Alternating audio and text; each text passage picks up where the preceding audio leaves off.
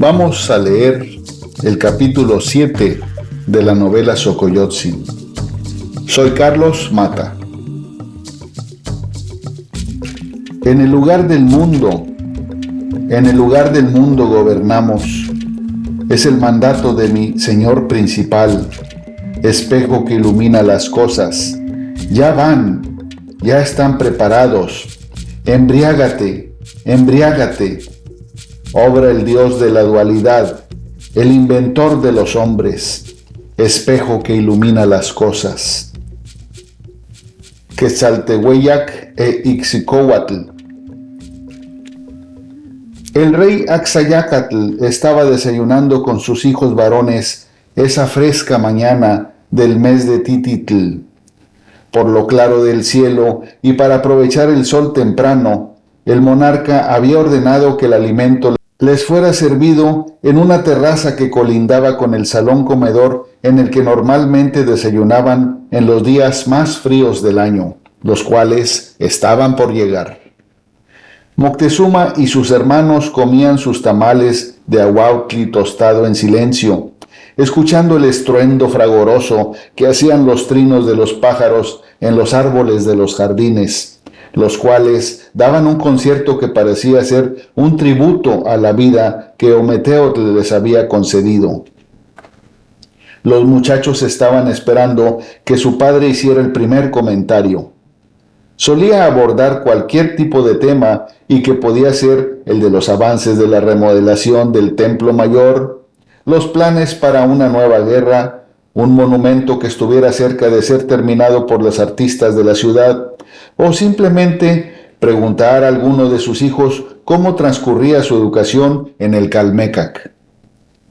Como suponía, la charla de esa mañana versó sobre una gran piedra que iba en camino desde Ayotzinco, la cantera al sur de Chalco, y que, según los planes, después de pasar por Mixquic o Tláhuac, rodeando Xochimilco, se esperaba que ese mismo día llegara a la isla desde el camino que corría desde Iztapalapa.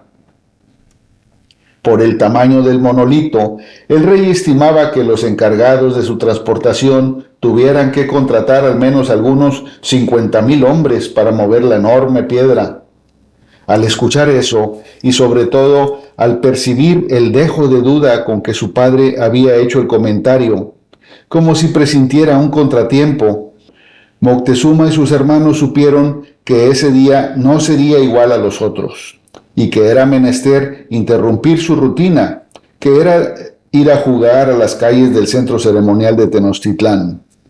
Por esos días del 8 Totli, el año que le siguió al eclipse y uno antes del gran terremoto, todo el primer cuadro de la ciudad era mucho más atractivo para ellos, ya que como el Templo Mayor estaba siendo remodelado por sus 4 lados, los arquitectos a cargo de la obra lo habían cubierto de un andamiaje de madera que casi lo tapaba por completo de la vista de la población tenocha. Al igual que muchos de los chilpayates que vivían en las calles del centro de la isla, tanto en el Gran Palacio como en las casonas o los palacetes, Moctezuma hacía uso de ese lugar ceremonial lleno de edificios sagrados, prohibido para el resto de la población, el cual se convirtió en su lugar preferido de juegos y diversión en casi todos los 18 meses del Cihuitl. Como eran niños pipiltin, a los guardias reales y sacerdotes del Templo Mayor les resultaba muy difícil controlarlos y alejarlos de los edificios sagrados, ya que casi todos provenían de estratos sociales bajos, no pertenecientes a la clase noble.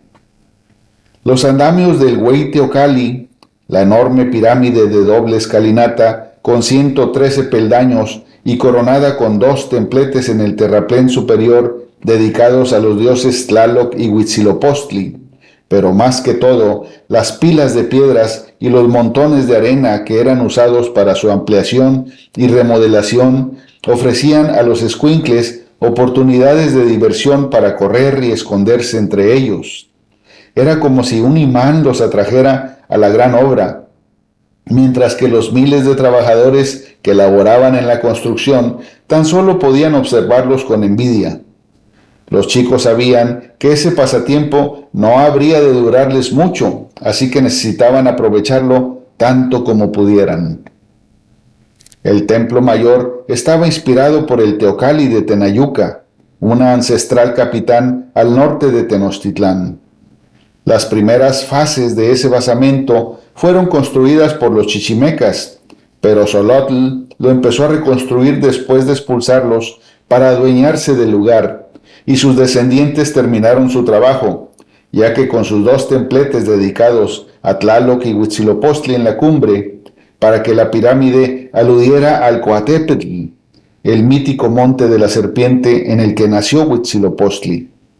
Moctezuma había visitado ese lugar y su padre le había hablado de que en esas ruinas podía apreciarse la competencia que hubo desde ese tiempo pasado entre las 2 facciones, la de la Toltecayotl y la incipiente Mexicayotl, ya que en los costados de la pirámide de Tenayuca habían encontrado labradas más de 800 cabezas de serpientes emplumadas, si se contaban también las empotradas en las paredes y las de los costados que conformaban el Coatepantli. De modo que al recibir la noticia de que esa enorme piedra entraría a la isla arrastrada por tantos hombres, los niños supieron que sería un suceso que no podían perderse. Cada uno hizo planes mentales para ir corriendo a buscar a sus amigos y parientes en cuanto se levantaran de la mesa para dirigirse al sur de la laguna en sus canoas y ser espectadores de un evento tan fuera de lo común y que implicaba un gran reto de ingeniería y de fuerza, ya que había ciertos obstáculos difíciles de salvar antes de que el monolito llegara a los talleres de los artistas.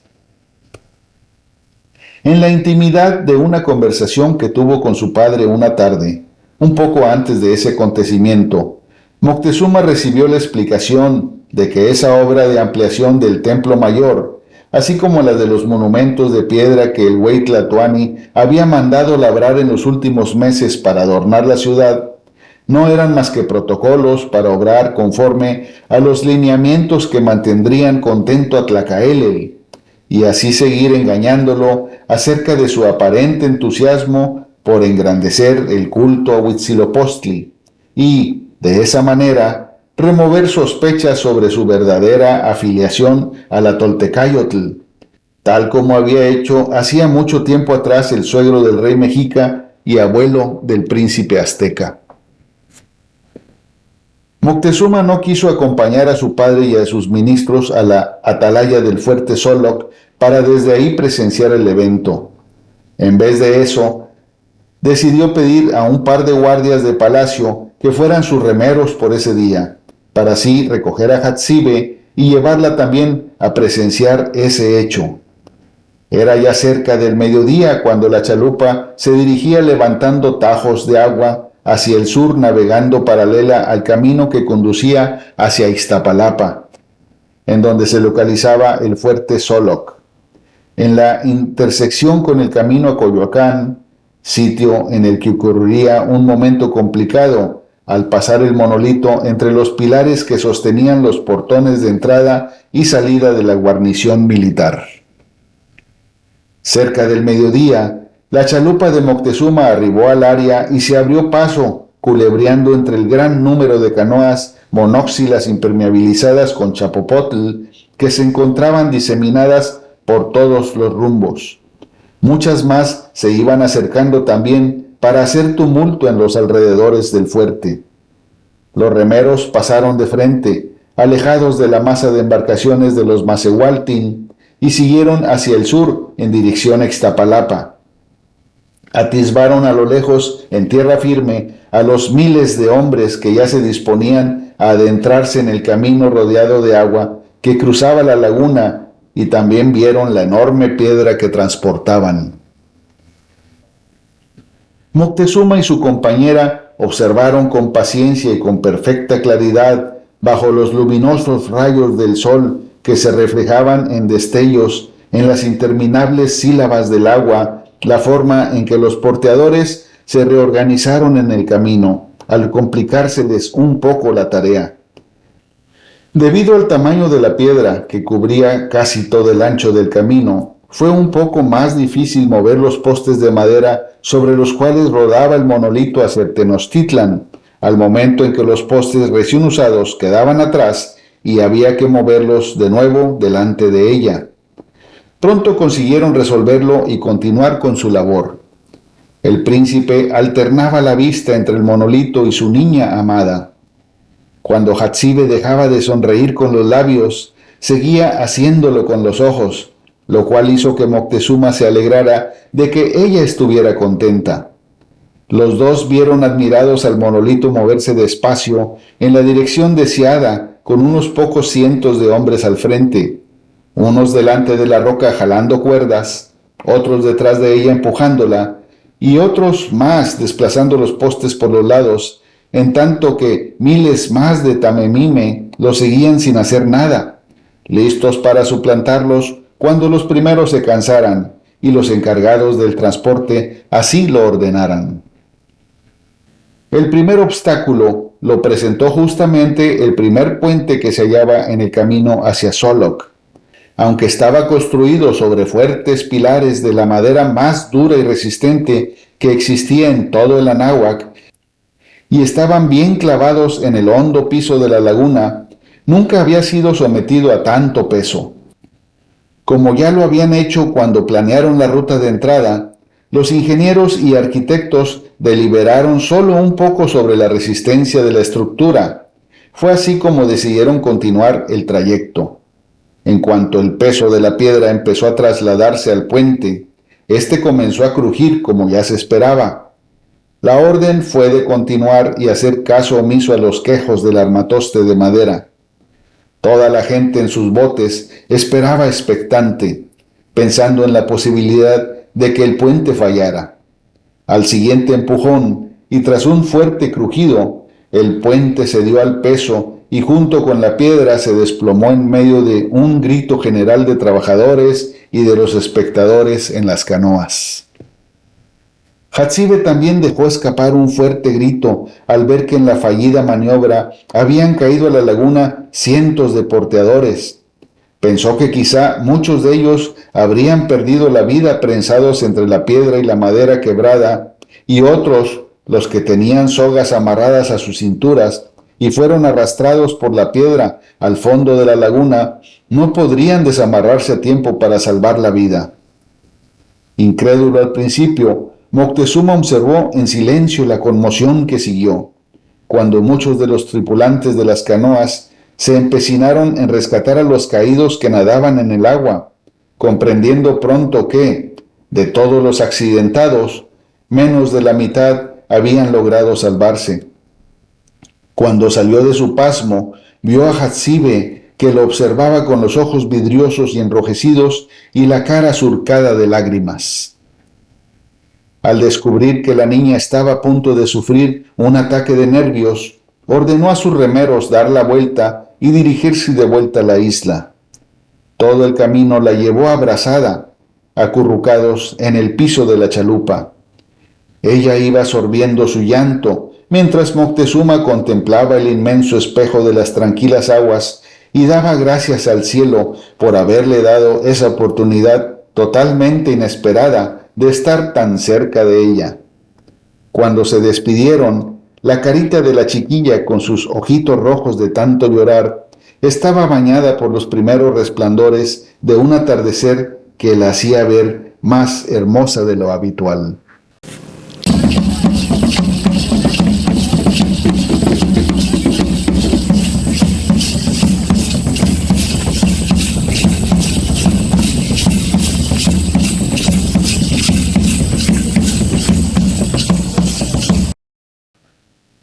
Si Axayácatl se sintió contrariado por ese accidente, no lo demostró, ya que ni siquiera mostró un poco de mal humor.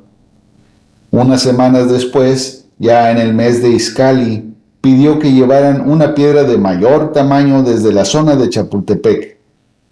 Ese segundo monolito de roca ígnea volcánica llegaría por la calzada cuyos puentes fueron reforzados antes de trasladarla a la isla, por lo que no tuvo problemas para llegar entre los barrios de Cuepopan y de Moyotlán, donde se encontraba la mayoría de los talleres de los escultores.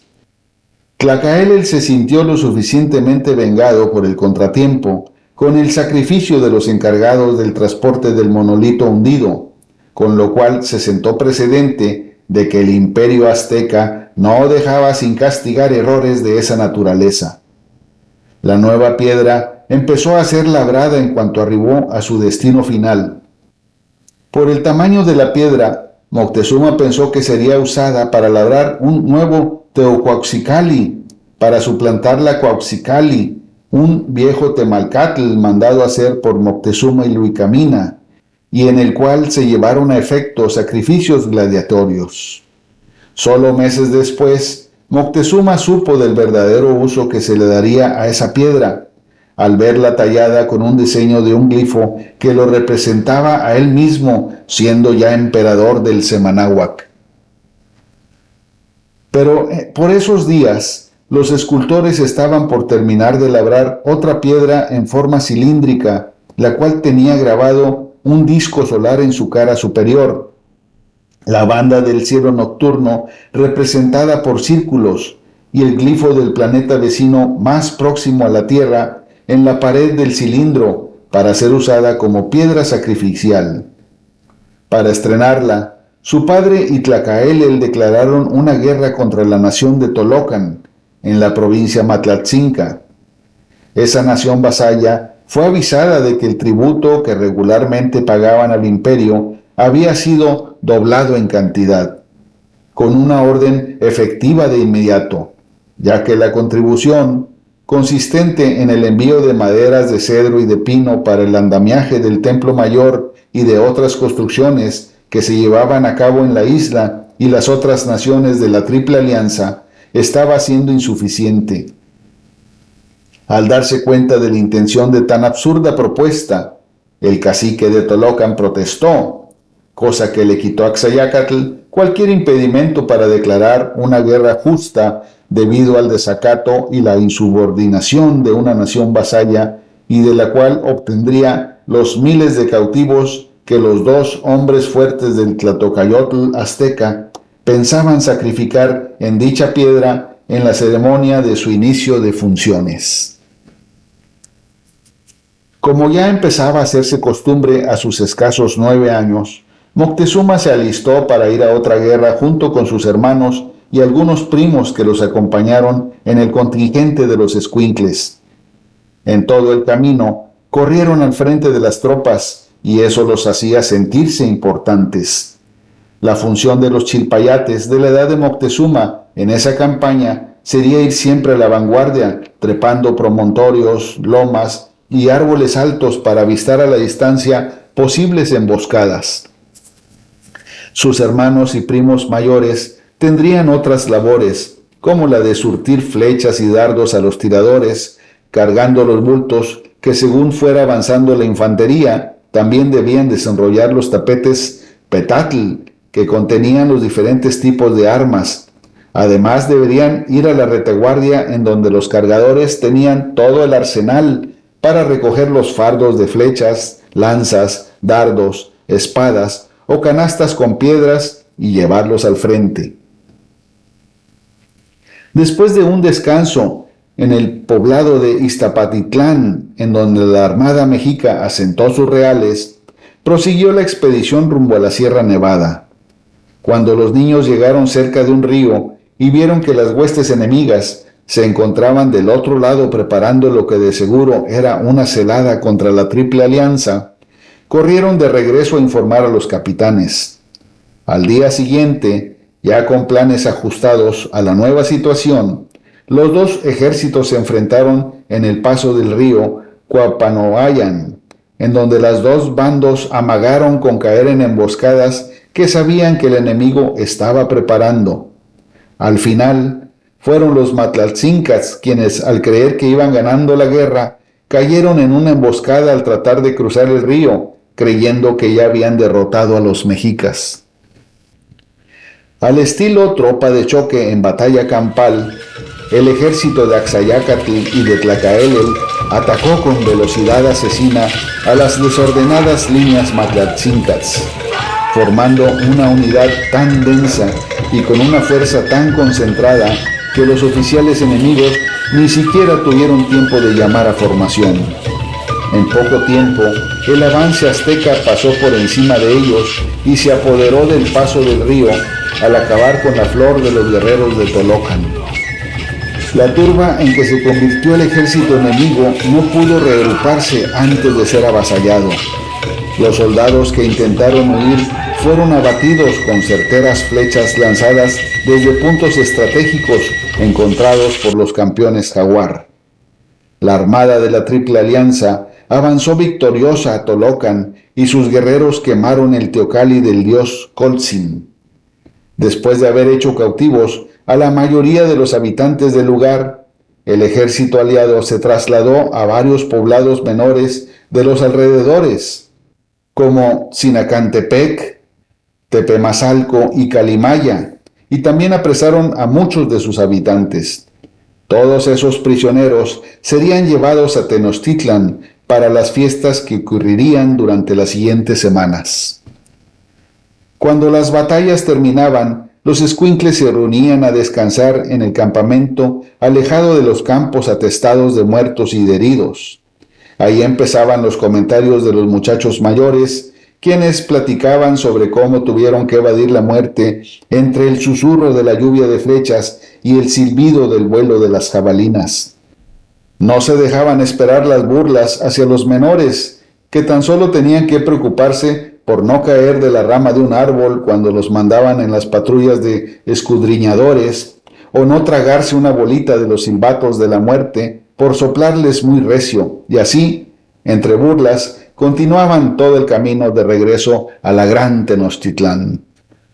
Uno de esos primeros días del mes de Tlacacipehualitzi, que invitaban a salir a remar entre las chinampas para admirar el estallido de colores que ofrecían los capullos de las cicasóchil floreciendo en el inicio de primavera, Moctezuma se dirigió a casa de Hatzibe, cerca de la cual vio a un grupo de escuincles que corría por la plaza.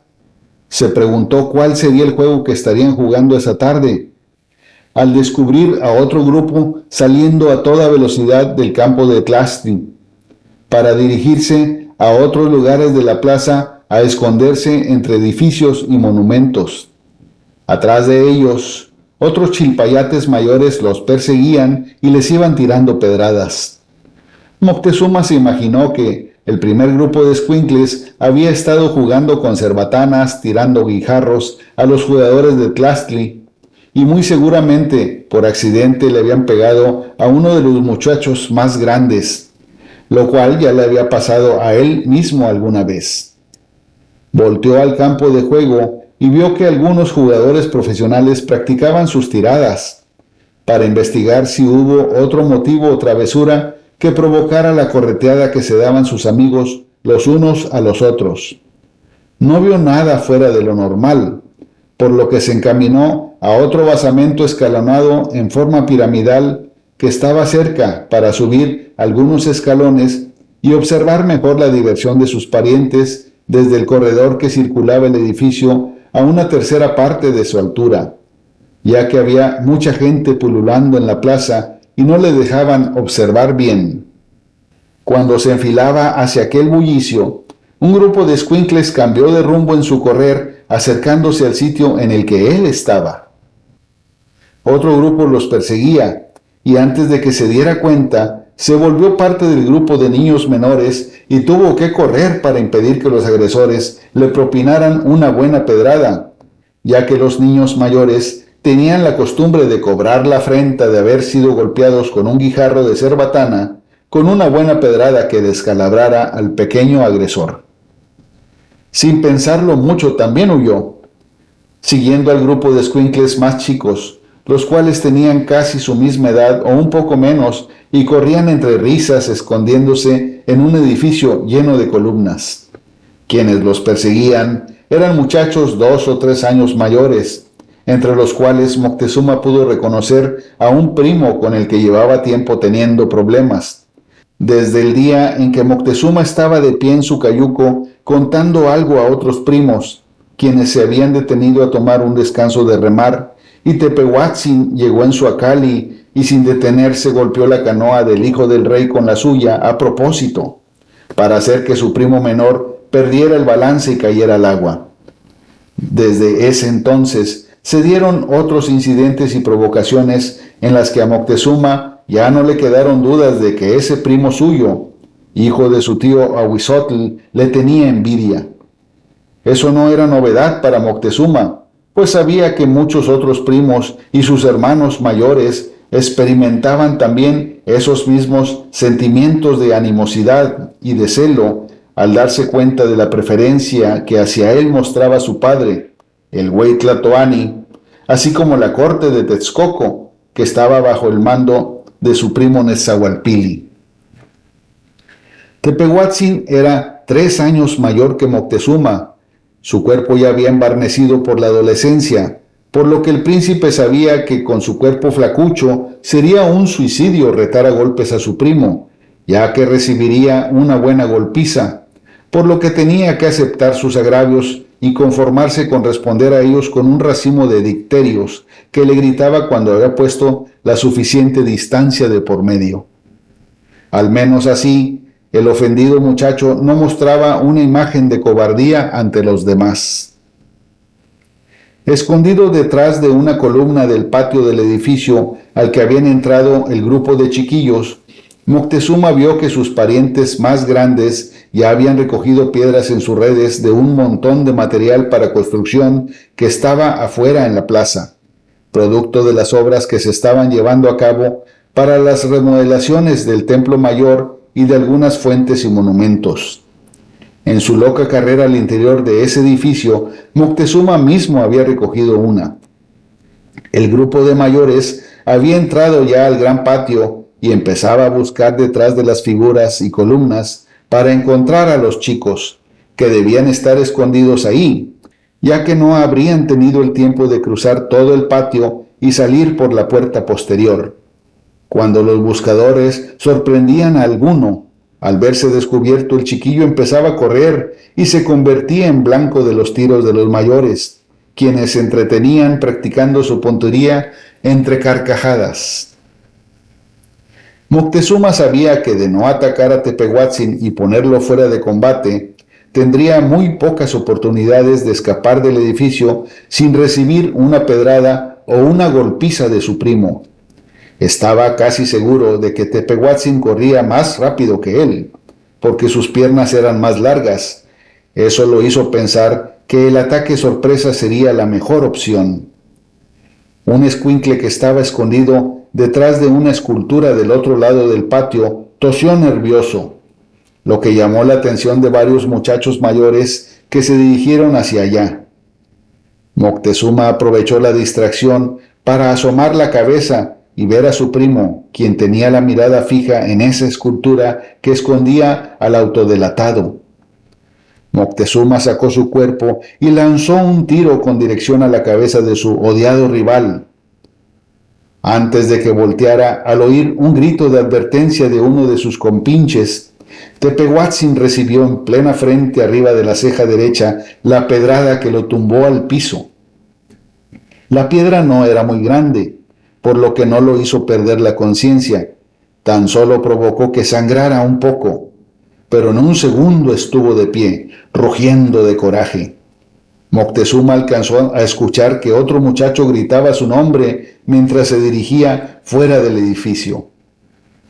Tepehuatzin se recompuso de inmediato del golpe y tras asegurarse de que la piedra no le había reventado el ojo y confirmar quién había sido el agresor, que ya se había escondido detrás del Coatepantli, comenzó a perseguirlo, tras asegurarles a sus amigos de que esta vez habría de matar a ese mequetrefe en cuanto lo tuviera en sus manos, aunque aquello suscitó las carcajadas burlonas de los otros. El asustado infante de la casa real corrió a todo lo que daban sus piernas y pasó detrás del Tzompantli, que lucía en todo su macabro esplendor, y luego pensó en protegerse tras las torres formadas por círculos concéntricos de cráneos unidos al calicanto, en donde cada rueda estaba colocada sobre otra. Estas columnas se erguían en los extremos de las varas, pero Moctezuma intuyó que ellas no le darían protección por mucho tiempo, y entonces decidió dirigirse al embarcadero más cercano. Se alegró de ver que había atracadas varias barcas, atisbó un cayuco de mediano tamaño y otras 4 canoas grandes. Se montó rápido en la embarcación pequeña, liberó la cuerda del poste cuando con el rabillo del ojo descubrió a su primo que se aproximaba a toda velocidad. Se le ocurrió la idea de robar los remos de los otros botes antes de alejarse de la orilla, pero calculó que no tendría tiempo de agarrar todos antes de que su primo se le echara encima hecho un energúmeno. Se alejó de la orilla y empezó a remar con todas sus fuerzas. Tepehuatzin abordó una canoa grande y remó con furia con la intención de perseguirlo. Aunque ya le llevaba una buena distancia, el coraje que sentía lo hizo no flaquear en su intento por alcanzarlo. Moctezuma ya había sopesado las opciones que tendría para salir avante de esa prueba.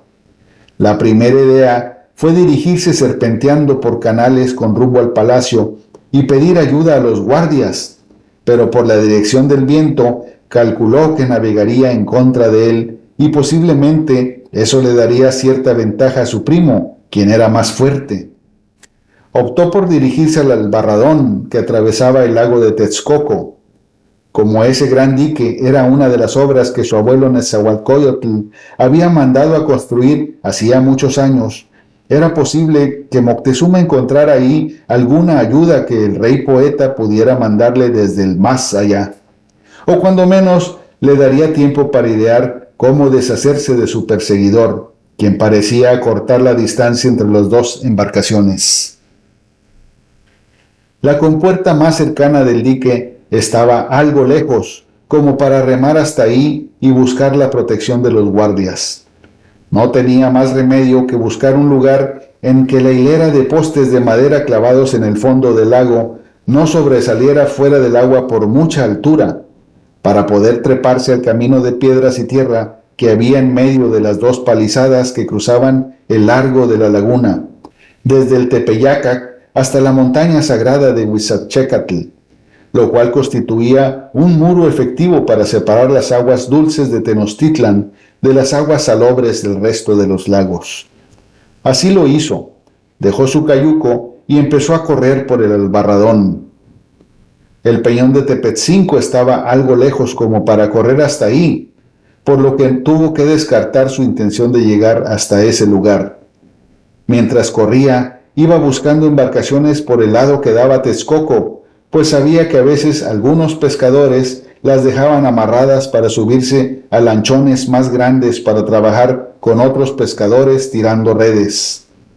Ya no le cabía la menor duda de que su primo tenía intenciones de matarlo. Si no llevaba armas como un cuchillo o un hacha, trataría de ahogarlo, e imaginó que debido a su corpulencia podría hacerlo fácilmente y sin testigos. Se alegró de ver una canoa vacía no muy lejos. Moctezuma apenas tuvo tiempo de terminar de deshacer el nudo en la cuerda de Ixtle y desamarrar el bote, cuando su primo casi le daba alcance. Empezó a alejarse en el agua remando con desesperación. Ofuscado al sentir que su presa se le escapaba, Tepehuatzin se lanzó al agua en un vano intento de alcanzarlo nadando. Al desistir en su intento, ya alejado del dique un buen trecho, sacó la cabeza del agua y le lanzó a su primo menor toda suerte de improperios y amenazas de muerte para cuando llegara la ocasión de tenerlo en sus manos. Moctezuma tan solo le contestó con el típico grito de «¡Vete a la chinampa!» para hacerle saber a su primo su desprecio. Moctezuma llegó al embarcadero del palacio de Nezahualpilli en Texcoco bajo un sol hambriento. Por fin respiró tranquilo y se dirigió a buscar a su Icmitli para pedirle un cuarto en el cual descansar el resto de la tarde e inclusive pasar la noche. Durante las siguientes semanas, Moctezuma se cuidó de Tepehuatzin y cuando iba a visitar a Hatzibe se aseguraba de llevar siempre guardias que lo protegieran. Quizá por esa razón, en todo ese tiempo no tuvo una confrontación con su primo. Sin embargo, un nuevo evento cambió el rumbo de los acontecimientos.